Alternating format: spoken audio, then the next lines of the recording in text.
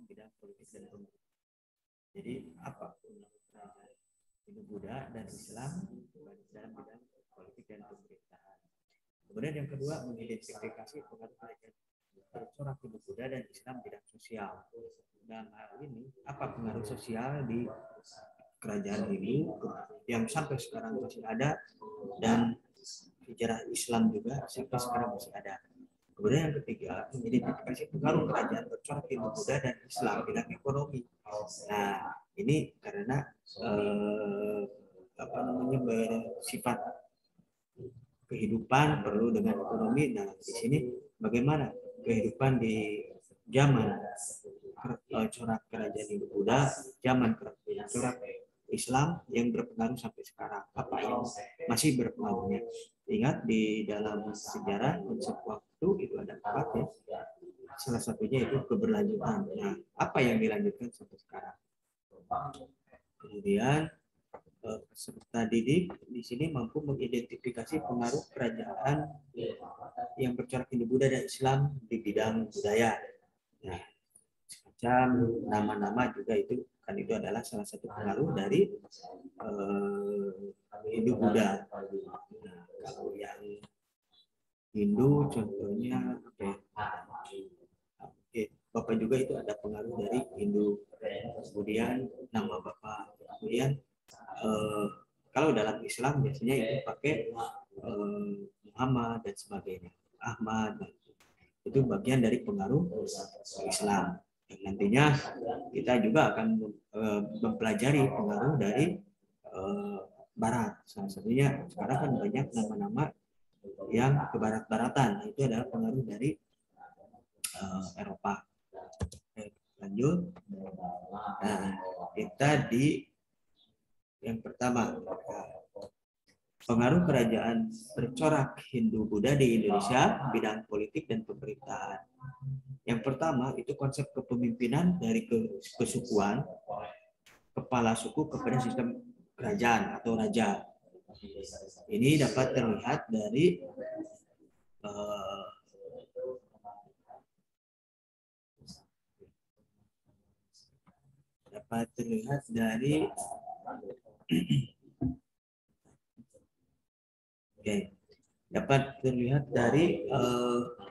kerajaan Kutai di dalam prasasti Yupa, ya, di mana yang namanya itu nama rajanya kan Kudungga.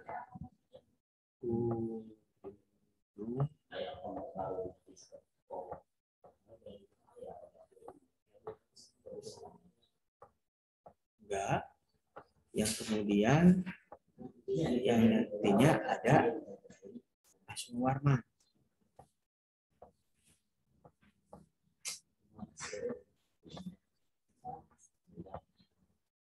Ada Aswawarman, Lawarman.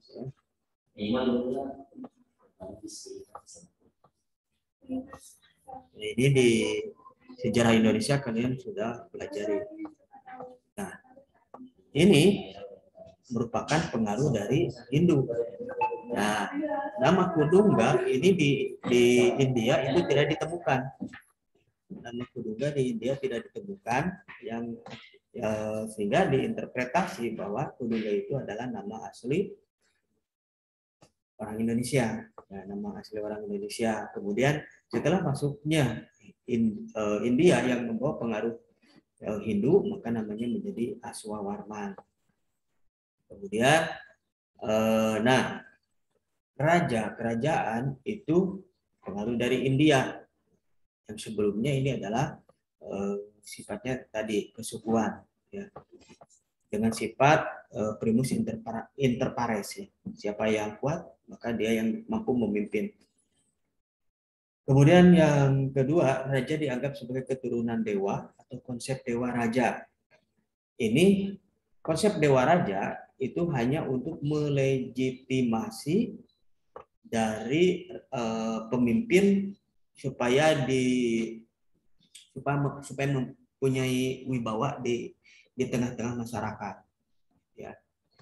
Nah, makanya pada masa Hindu-Buddha itu rajanya itu turun-temurun, semacam itu ya, turun-temurun. Kemudian nanti ya tetap saling berperang, di mana yang kuat dia menang, yang akhirnya jadi raja, kemudian nanti turun temurun lagi. Oke, itu sudah dibahas di sejarah Indonesia juga. Yang ketiga, struktur pemerintahan. Struktur pemerintahan itu untuk mempermudah pengawasan, ternyata pada masa itu sudah ada birokrasi, semacam birokrasi. Yang pertama itu ada wanwa, ya, wanwa misalkan simbolnya W. Nah, kemudian wanwa ini merupakan desa-desa, itu adalah wanwa, desa-desa. Nah, kemudian keseluruhan wanwa ini itu disebut dengan watak. Jadi wanwa.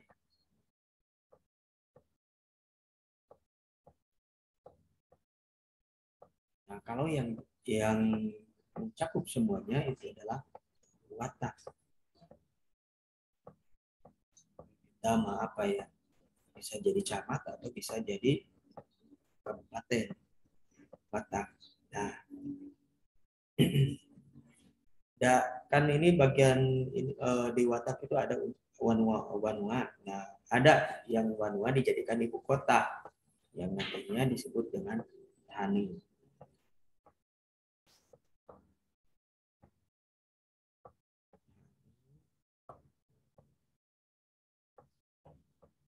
Nah, yang nantinya Thani tersebut itu di dalam satu kerajaan disebut dengan kedatuan atau bumi.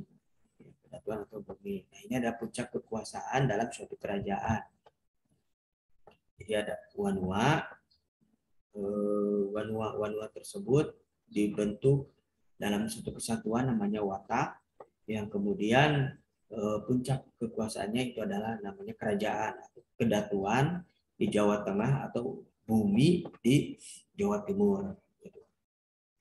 Kemudian lanjut, pengaruh kerajaan bercorak Hindu-Buddha di Indonesia bidang sosial. Dalam bidang sosial itu muncul yang namanya kasta, ya, muncul yang namanya kasta, di mana kasta tersebut seperti yang dipelajari di sejarah Indonesia juga yang sekarang yang telah dipelajari, bahwa kasta tersebut itu dibawa oleh India. Nah, di India sebetulnya itu tidak ada kasta pada masa yang kelas 10 kita sudah ada yang namanya peradaban India kuno, bahwa Mohenjo-daro dan Harappa itu tidak mengenal kasta, yang kemudian nanti masuk dari luar bangsa Arya, dan bangsa Arya itu supaya tidak tercampur dengan bangsa Mohenjo-daro Harappa, maka yang bangsa Arya itu memisahkan, ya, dipisahkan. Nah, dibuatlah kasta-kasta supaya tidak terjadi percampuran tersebut. Nah, makanya di sini ada kasta Brahmana, Satria, Waisya, Sudra. Nah, pengaruh ini itu kalau di Indonesia itu tidak terlalu sudah diakulturasi lah semacam itu. Kalau di Indonesia ya kasta. Hanya di Indonesia itu kalian pelajari di sosiologi, kita itu masuk kepada mobilitas sosial campuran, ya. Kan mobilitas sosial itu ada mobilitas sosial terbuka, mobilitas sosial tertutup, dan campuran. Nah, kalau terbuka itu orang bisa naik status sosial atau bisa turun status sosial. Nah, contohnya dalam hal ekonomi, dia bisa jadi kaya dan sebagainya. Kalau yang tertutup, walaupun kaya, kalau yang tertutup itu tidak bisa naik, tidak bisa turun. Oke, contoh kalau di Bali kan itu ada I gede. kemudian ada Nyoman, kemudian ada Wayan, dan lain sebagainya. Nah itu yang Wayan ya tetap itu statusnya di Wayan, kemudian yang IGD itu tetap statusnya IGD. Nah kemudian yang dicampuran, yang Wayan itu bisa naik sosial secara pendidikan, misalnya bisa kuliah yang sekarang, tapi status sebagai Wayan tetap itu kena di dalam keluarganya. Kemudian kalau yang IGD ya tetap IGD statusnya. Jadi yang status tersebut tidak bisa turun atau naik, hanya bisa naik semacam pendidikan, ekonomi, kekayaan, ya itu bisa berubah. Yang kedua, masa Buddha tidak mengenal kasta, ya, karena ini sudah beda ajaran lagi. Lanjut, pengaruh kerajaan bercorak Hindu di Indonesia bidang ekonomi. Nah, bidang ekonomi, agama Hindu Buddha tidak lepas dari hubungan perdagangan dengan kegiatan perdagangan dua sistem. Nah, karena kita bersifat maritim, Indonesia namanya kepulauan, maka kebanyakan kita adalah perdagangannya adalah maritim yang memanfaatkan lautan. Sedangkan perdagangan agraris itu memanfaatkan sungai-sungai, karena agraris itu kan sifatnya pertanian. Nah, dulu kita itu luar biasa para pelautnya, karena banyak di pesisir itu banyak pelabuhan-pelabuhan. Nah, kemudian karena kita sifatnya agraris, maka perdagangannya juga itu masuk ke pedalaman-pedalaman. Nah, ada salah satunya kalau di sekitar pesisir, contohnya adalah kerajaan Sriwijaya, yaitu di pinggir laut ya. Kemudian kalau perdagangan agraris yaitu masuk ke dalam. Contohnya di Kutai, coba lihat di di peta Kutai itu masuk ke dalam, tapi ada di pinggir sungai. Kemudian Tarumanagara, coba lihat di prasasti ya, di prasasti bahwa Tarumanagara itu membuat irigasi yang luar biasa besar. Nah itu bagian daripada perdagangan agraris. Jadi memanfaatkan sarana transportasinya adalah sungai besar. Kemudian Mataram kuno juga sama, di daerah Jawa Tengah, Jogja. Kemudian Singosari, oke. Nah itu adalah agraris. Oke, paham ya membedakannya? Kalau pesisir itu di pinggir laut, kalau agraris itu lebih ke pedalaman dengan menggunakan sungai-sungai. Nah, adapun komoditas yang diperdagangkan itu kita berdagang tidak lepas daripada Cina,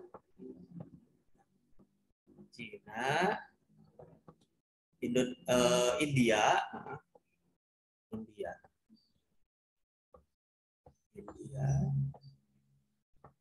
Nah, kita di tengah-tengah, Indonesia. Tapi ya pada saat itu bukan Indonesia ya. Pada saat itu tergantung kepada negara yang kerajaan yang besar. Contoh Sriwijaya dan sebagainya. Nah, India itu berhubungan dagang dengan Indonesia. Nah, Cina juga sama berhubungan dengan ke Indonesia. Nah, kemudian Cina sebelum ke India, Cina itu berdagang dulu ke Indonesia. Dan ada fakta menarik itu adalah di Indonesia itu ada yang namanya universitas ya. Universitas terbesar se-Asia Tenggara. Yang berdasar kepada keagamaan pada masa Sriwijaya. Jadi Cina sebelum ke India itu belajar dulu di Indonesia ya, di Sriwijaya, kemudian dia ke India. Itu jadi India dan Cina itu sudah lama kita berhubungan. Apalagi setelah Cina itu tidak menggunakan lagi jalur sutra, jalur darat, tapi lebih ke jalur lautan. Nah, kemudian nanti di Islamnya juga ada Laksamana Cheng Ho ya yang sampai ke Indonesia. Oke. Nah, mereka itu membutuhkan apa yang ada di Indonesia, ya, barang-barang yang ada di Indonesia. India juga sama, gitu ya. Ya muncullah yang namanya perdagangan, misalkan komoditasnya ada kayu gaharu, ada kayu cendana, ada lada, cengkeh atau cengkeh ya di kita. Kemudian untuk ke Cina ada kemenyan, ada kayu gaharu juga, ada kayu cendana, rempah-rempah hasil apa ini? Hasil kerajinan dan kulit binatang. Jadi ini sudah ada yang namanya pertukaran barang. Ya. Okay, next. Nah, pengaruh kerajaan bercorak Hindu-Buddha di Indonesia pada bidang budaya itu, nah ini sangat luar biasa banyak ya. Salah satunya itu adalah candi.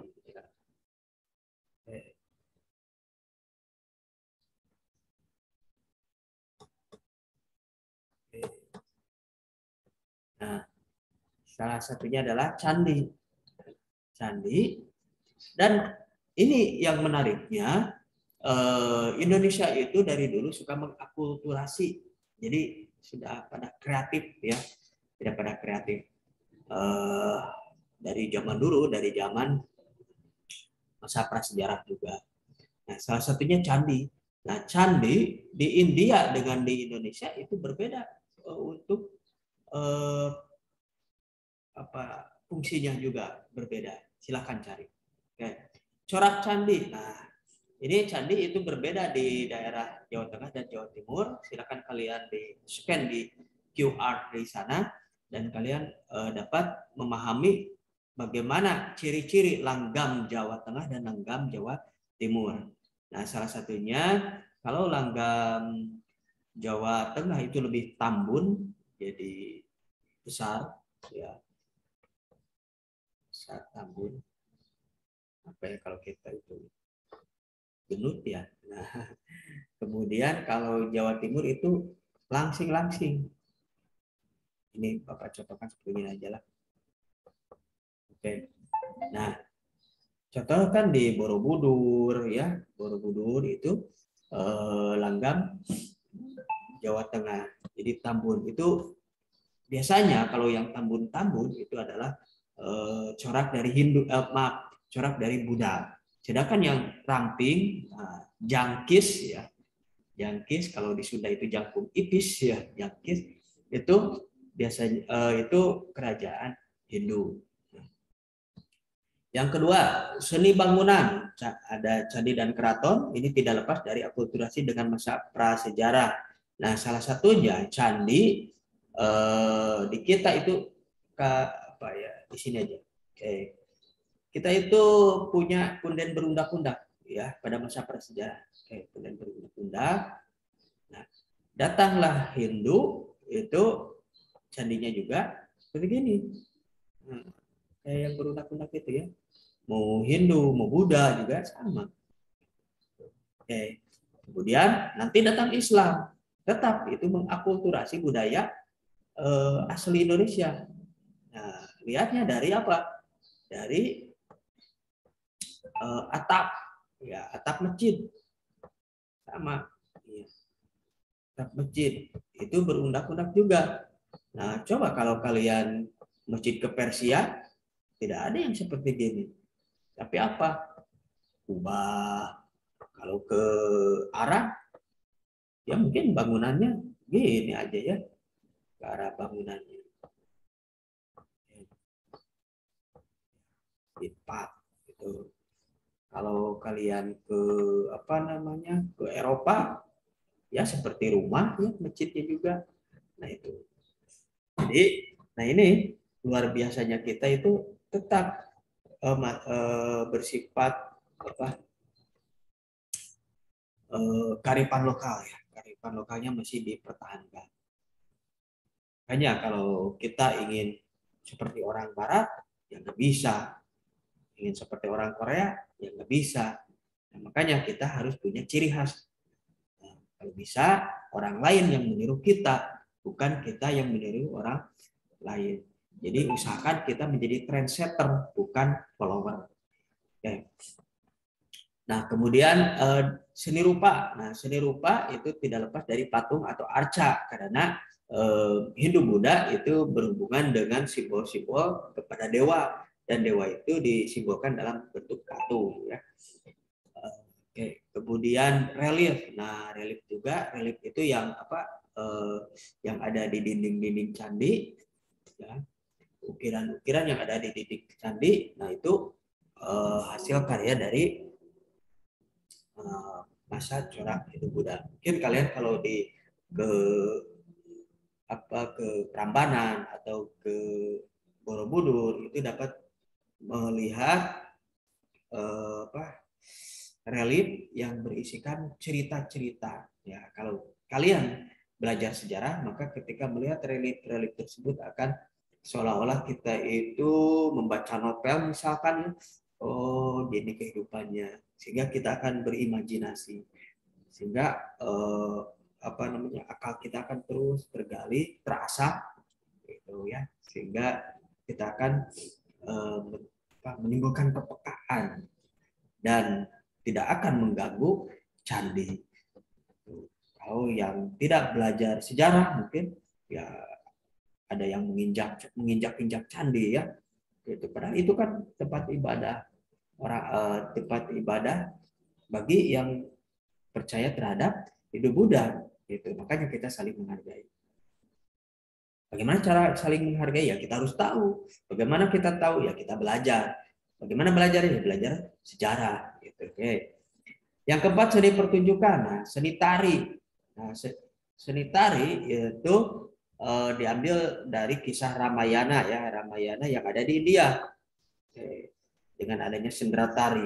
Kemudian seni musik itu muncul yang namanya gamelan. Nah, gamelan itu sebetulnya gamelan itu dari Indonesia asli. Itu. Bahkan kalau ada mitosnya gitu ya, kalau kita ke Gunung Padang, ya, Gunung Padang itu yang katanya peninggalan dari punden berundak-undak dari masa prasejarah. Kalau datang ke Gunung Padang itu biasanya ada orang yang mendengar seperti ada hajatan, ada gamelan gitu. Nah, Bapak pernah ke sana, kemudian ada orang itu bilang, wah ada hajatannya di sini. Nah gitu. Itu mitosnya bahwa orang tersebut itu adalah ada keturunannya ke ke yang di Gunung Padang tersebut, yaitu di Cianjur, gitu ya. Tapi walau alam. Nah, kemudian seni wayang. Seni wayang itu Indonesia asli. Indonesia asli sebetulnya seni wayang.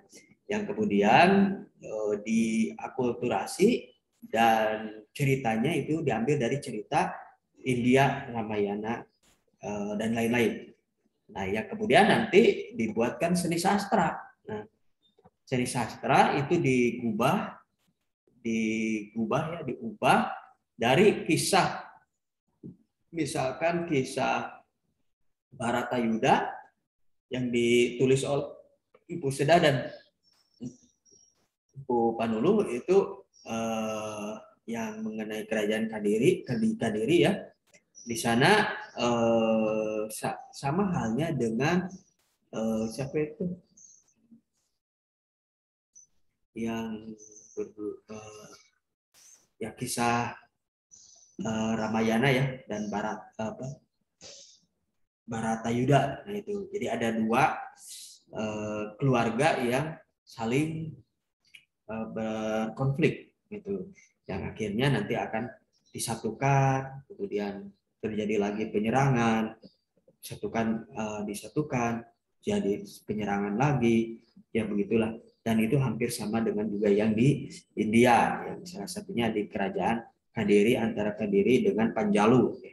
Ini sudah dibahas di pertemuan kemarin, ya, antara Kadiri dan Panjalu. Kemudian ada kitab Smaradahana oleh Empu Darmaja. Nah, silakan cari kalian di Google tentang apa isi dari Samaradahana. Kemudian ada kitab Budaka oleh Empu Tanakung. Nah, ini apa namanya? Kisahnya tentang apa? Silakan cari juga.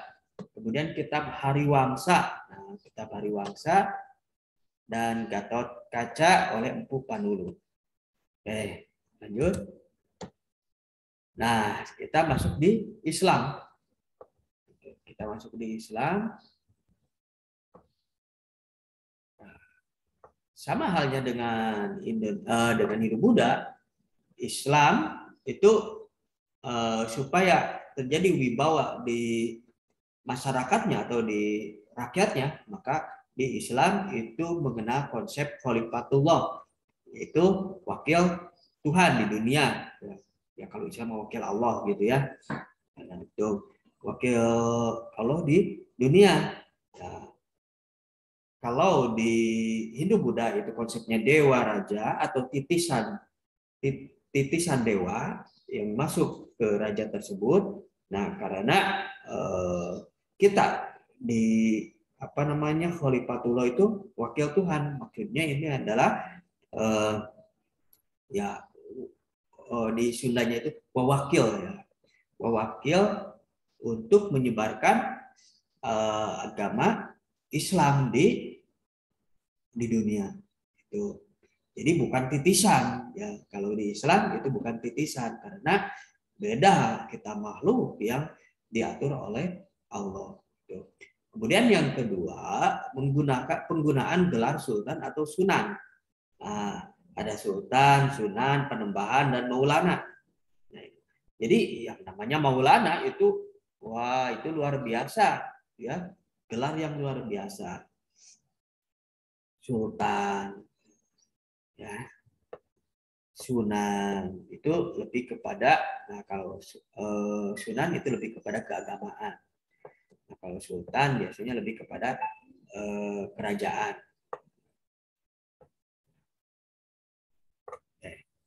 Kemudian tradisi pemakaian gelar raja seperti Hamengkubuwono, ya. Kemudian ada lagi Sultan Hamengkubuwono, kemudian ada ya cari lagi ya. Oke. Kemudian pengaruh kerajaan bercorak Islam di Indonesia bidang sosial.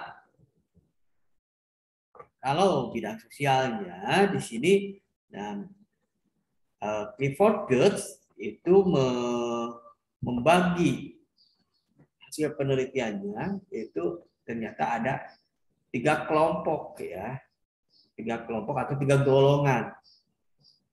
Yang pertama golongan santri, yang kedua golongan abangan, dan yang ketiga priai. Nah kalau santri itu kelompok muslim yang kehidupannya sesuai dengan ajaran syariat Islam. Nah, kalau abangan itu masih bercampur dengan kebudayaan lokal, ya, masih bercampur dengan kebudayaan lokal, itu abangan. Contoh apa ya? Ya, percaya dengan siapa itu? Yang adanya Nyi Roro Kidul dan sebagainya. Nah, itu sifatnya abangan gitu ya. Kalau di syariat Islam ya hubungannya itu langsung dengan Allah. Nah, kemudian ada priai. Nah, kalau priai itu lebih kepada lebih kepada status sosial dan ekonomi ya. Priai itu biasanya itu orang kaya yang semacam gitu. Atau di pihak kerajaan. Itu priai. Oke, yang kedua segi tata kota. Nah, segi tata kota itu kalian dapat melihat itu pengaruhnya masih sampai ada yang sekarang. Kalau kalian ke Bandung misalkan ya, ada masjidnya. Nah, ada masjidnya, kemudian ada pasarnya. Pasarnya itu ada plaza ya kalau sekarang itu. Ada tempat tinggalnya. Ya. atau keraton itu di sebelah sini kalau di apa namanya di Bandung. Kemudian ada perkampungan. Nah, perkampungannya itu kalau sistem yang sekarang itu berdasarkan status sosial, ekonomi dan agama. Nah, biasanya status sosial yang tinggi itu dekat dengan keraton. Kemudian yang ekonomi itu biasanya di dekat pasar.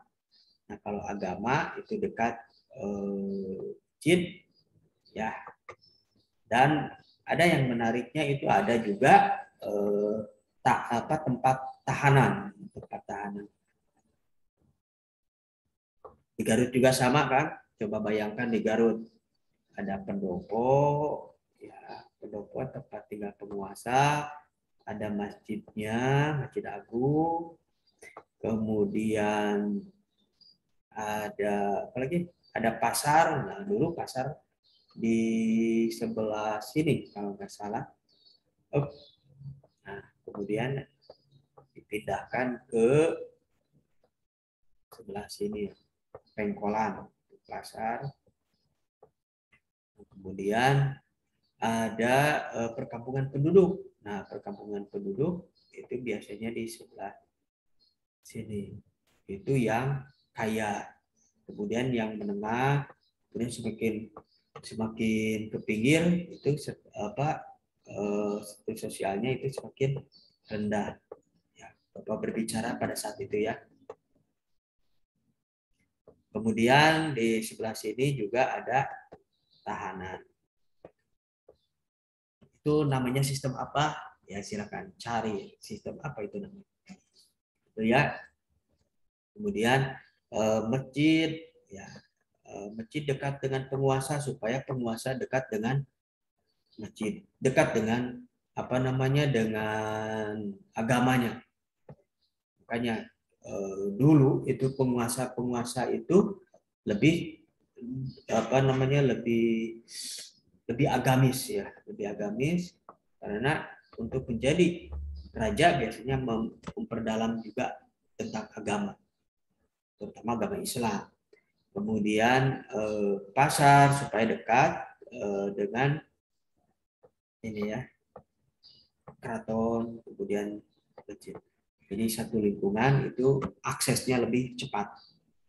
Begitu pada saat di Pamungpuk juga sama. Coba perhatikan di Pamungpuk ada masjid, ya, ada masjid. Kemudian di sini ada pendoponya. Kemudian oh ya alun-alun ya, alun-alun di Bandung juga kan sama ada alun-alun, alun-alun di depan masjid. Kemudian di Garut juga sama. Nah Pamungpuk juga sama seperti itu ya. Kemudian di sini ada plaza. Nah, plaza di Pamungpuk itu bekas pasar dulu ya. Ini jalan. Nah itu.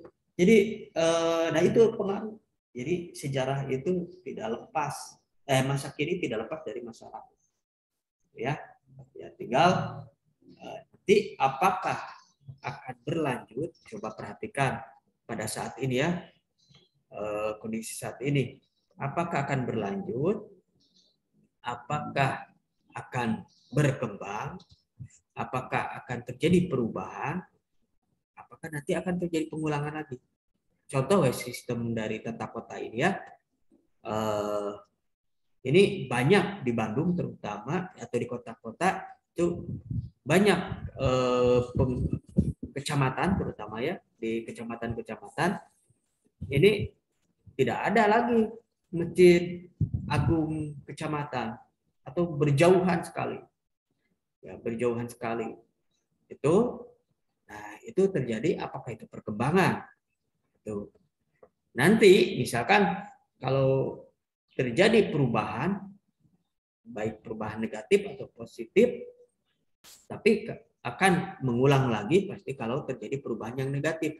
Akan terjadi inspirasi lagi menginginkan zaman dulu, oh iya sistem dulu seperti gini, sehingga antara penguasa dan masyarakat itu bergotong royong dan sebagainya. Yang sekarang kan terlalu administratif. Contoh ya. Contoh kalian cari aja sekarang itu kecamatan dulu alun-alunnya di mana semacam gitu ya. Nah, gitu. Ya, akhirnya ya konsep dulu bahwa penguasa harus dekat dengan simbol keagamaannya adalah masjid itu semakin jauh. Nah gitu. Wallahualam itu akan terjadi pengulangan lagi atau tidak. Nah itu belajar sejarah itu menariknya seperti itu. Kalau sudah tahu ya. Ya, lanjut. Nah pengaruh kerajaan bercorak Islam. Oke, bercorak Islam Indonesia bidang ekonomi. Nah pada Islam ini mulailah ada yang mengenal pajak dan bea cukai. Jadi pada saat itu pelabuhan-pelabuhan, misalkan gini, pelabuhan dan banyak bandar-bandar dari Cina, maaf, dari India, dari Persia, dari Arab, kemudian dari Cina, mereka datang ke pelabuhan tersebut dan berdagang. Nah, berdagang. Dalam perdagangan tersebut, maka penguasa pada saat itu bisa mengambil pajak atau bea cukai yang ada di bagi orang Arab dan pedagang-pedagang Arab, Persia dan sebagainya. Jadi dipajakan. Gitu. Nanti akan hancurnya ketika masuk Portugis dan VOC. Yang kedua, sudah melakukan ekspor impor. Nah, kalau ekspor impor itu pada masa Hindu Buddha juga sudah. Nah, rempah-rempah ya, itunya rempah-rempah. Nah, yang menariknya dalam perdagangan Islam yang sesuai syariat itu pasti ada yang namanya ijab kabul. Nah, itu adalah bagian dakwah. Itu ijab kabul ya. Semacam kan kalian kalau belanja ya saya terima barangnya, saya serahkan uangnya misalkan ada ya, terserah itu ijab kabulnya yang akhirnya diakhiri dengan doa semoga bermanfaat. Itu adalah adab dalam perdagangan Islam. Sehingga ada ya ijab kabul tersebut ya. Nah itu sehingga banyak dari perilaku tersebut Hindu Buddha itu banyak yang tertarik masyarakatnya, tertarik dan muncullah atau masuklah ke agama Islam. Itu salah satu dari dakwah pada saat itu. Nah, adapun yang sekarang juga sama, ya dakwah Islam itu pasti itu dengan melakukan perdagangan juga. Oke lanjut. Nah ini yang bidang kebudayaan, Islam bidang kebudayaan ini kalian di-scan di buku ya, di-scan QR-nya. Kemudian ada tradisi Dugeran di Semarang, tradisi Tobo Sampar di Tidore, tradisi Ba'ayun Mauli di suku Banjar, Kalimantan Selatan, Grebeg di Yogyakarta dan Surakarta, dan ini merupakan rangkaian daripada Sekaten, Ngarak Maju di Lampung, tradisi ngejot di Bali. Nah ini menariknya, ini kan di Hindu dipakai, di Islam juga dipakai, itu tradisi ngejot itu ya. Kemudian tradisi tabuik di daerah Padang, Pariaman, Sumatera Barat, dan lain sebagainya. Nah ini tradisi-tradisi yang diambil dari Islam dan sampai sekarang masih ada. Nah pengaruh bidang kebudayaan yang lain, ya pastinya terutama bahasa dan aksara, bahasa Arab. Nah pada saat itu kita itu buta bahasa, buta aksara ya, buta aksara. Pada saat itu Indonesia sebetulnya tidak buta aksara pada masa Islam, tapi buta aksara huruf Latin. Nah kalau yang sekarang terbaliklah sekarang, buta aksara huruf Arab gitu. Padahal kan orang-orang Islam harus tahu Arab, harus tahu tulisan atau aksara Arab, di mana kalau sudah tahu tulisan aksara Arab maka dapat membaca kitab sucinya. Kalau sudah dapat membaca kitab suci, dapat paham artinya. Kalau sudah dapat paham artinya, maka kita akan dapat melakukan dalam perilaku sehari-hari sesuai dengan Al-Quran tersebut. Nah, gitu. Masa gitu ya, mengaku Islam tapi tidak bisa membaca Al-Quran. Karena itu kan pedoman buat perilaku kehidupan sehari-hari. Nah, kalau misalkan di Nasrani juga sama, gitu. Nasrani, Hindu, Buddha dan sebagainya. Nah, kemudian ya aksara Arab, aksara kalau bahasa Sunda aksara gundul gitu ya, yang belum ada fathah, kasroh dan sebagainya. Kemudian seni sastra, nah, seni sastra itu, ya, seni sastra di sini ada yang namanya seni sastra hikayat. Ada hikayat, di mana hikayat tersebut adalah prosa dengan penuh keajaiban. Jadi dia berbicara, tapi ada unsur-unsur keajaiban luar biasa gitu. Nah itu adalah contohnya hikayat Raja-Raja Pasai, hikayat Salasi, dan hikayat Hang Tuah. Nah, Bapak tidak akan menjelaskan apa itu hikayat Raja-Raja Pasai. Silakan kalian cari di Google dan kita didiskusikan nanti di grup WA ya. Kemudian hikayat Hang Tuah dan sebagainya. Kemudian ada babad. Nah, babad itu adalah dongeng yang diubah sebagai cerita sejarah. Jadi dongeng diubah sebagai cerita sejarah. Contoh babad Tanah Jawi, babad Cirebon, babad Giyanti. Nah, ini yang menarik di babad Giyanti itu bagaimana proses terjadinya dua kerajaan, yaitu Kesultanan Ngayogyakarta dan Kesultanan Surakarta. Nanti kalau di masuknya bangsa Eropa itu nanti ada perjanjian Giyanti. Kemudian ada suluk. Nah, kalau suluk itu menguraikan ajaran tasawuf. Nah, tasawuf di sini adalah bagaimana kita bisa sampai kepada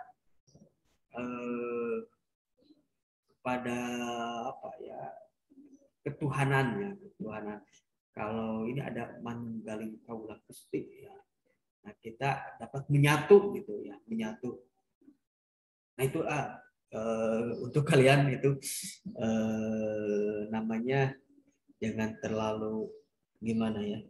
Ini harus, kalau tasawuf itu harus benar-benar ya, harus benar-benar, terutama harus dasarnya itu adalah ketauhidannya dulu yang sangat dipupuk ya, ketauhidannya nanti akan masuk kepada yang tasawuf tersebut. Contoh tokoh tasawuf ada Ronggo Warsito, Hamzah Patsuri, Sunan Bonang, dan Syekh Yusuf. Nah, contoh karya suluknya ada Sukarsa, ada suluk Wijil, ada suluk Malang Sumirang. Kemudian yang keempat ada Primbon. Nah, Pari Rimbon gitu ya. Kitab tentang hal-hal yang gaib berisi ramalan-ramalan. Nah, contohnya ada Primbon Jemur, ada Makna, dan Primbon Lukman Hakim. Ya, okay. Ini silakan, ini di scan lagi ya, ada di sini. Jelaskannya dikit. Kemudian seni ukir. Nah, seni ukir itu di Islam itu tidak ada yang seni ukir menggambarkan tentang makhluk hidup. Makanya di Islam itu tidak ada unsur-unsur makhluk hidup. Karena diharamkan bagi Islam itu untuk melukis makhluk hidup. Kemudian seni tari dan musik. Nah, seni tari juga ada di Islam, ya. Maksudnya di pengaruh Islam dan ada di budaya kita, di akulturasi. Contohnya adalah tari sedati atau tari saman, ya.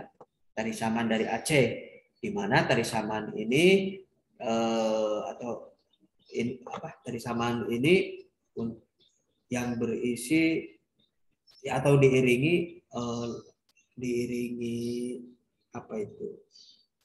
Sholawatan ya, sholawatan. Kemudian gamelan.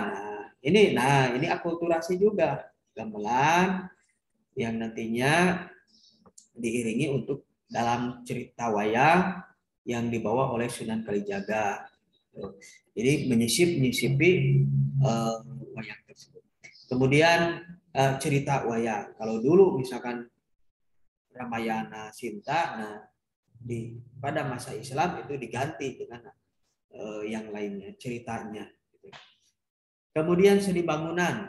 Seni bangunan terutama masjid, ya tadi sudah dijelaskan hasil akulturasinya dengan budaya asal Indonesia itu seperti punden berundak-undak. Kemudian ada makam kuno, ya makam kuno itu ada namanya tulisan Arab, tapi yang di kuburnya bukan Islam, ada juga yang semacam gitu ya. Kemudian sistem kalender, nah ini yang menarik, sistem kalender itu yang dibuat oleh Sultan Agung, di mana Sultan Agung ini mengadopsi kalender Jawa atau tahun Saka yang digabungkan dengan kalender Islam, ya kalender Islam Hijriah, yang akhirnya kalau di Islamnya itu Muharram, nah pada Sultan Agung itu dijadikan suro. Kemudian Ramadan jadi pasa atau puasa, nah, semacam gitu. Jadi ini untuk apa? Untuk supaya bersatunya juga ya, bersatunya antara Hindu, Buddha, Islam dan sebagainya. Karena Sultan Agung tidak semuanya membawahi masyarakat Islam, tapi ada yang lainnya. Oke. Kemudian kalender dibuat pada tanggal 8 Agustus 1633 atau abad ke-17. Oke, mungkin itu penjelasan dari Bapak mengenai pengaruh corak kerajaan Hindu Buddha dan kerajaan Islam yang sampai sekarang masih ada, dan ada juga yang sudah tidak ada atau sudah hilang. Terima kasih atas perhatiannya. Kita tutup pertemuan ketiga dengan bacaan hamdalah. Alhamdulillah. Wabillahi taufiq wal hidayah. Wassalamualaikum warahmatullahi wabarakatuh.